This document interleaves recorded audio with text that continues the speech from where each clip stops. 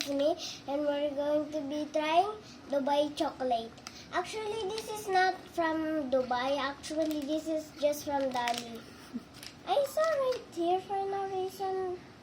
Yeah, but I just saw it was from Dali. Open. Wait, can I get that scissor? Wait.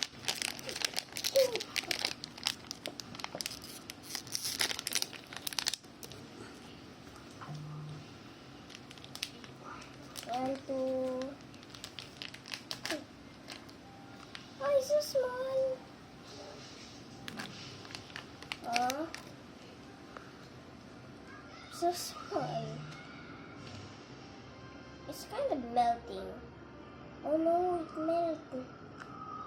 It's melting. Oh. It's melting. Cut it.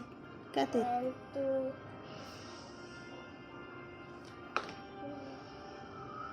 Put the other half here. No, the big one.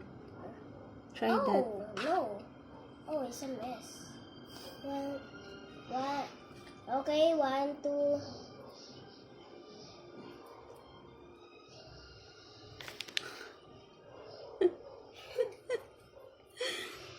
Try it. Why does it taste like sprinkles? It's kind of a mess.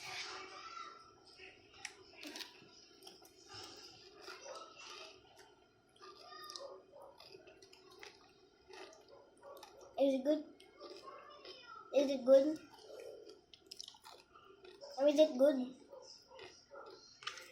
Okay, so this is the end of the messy video, guys. Hope you guys enjoy. See you in the next video. Bye! Like and subscribe.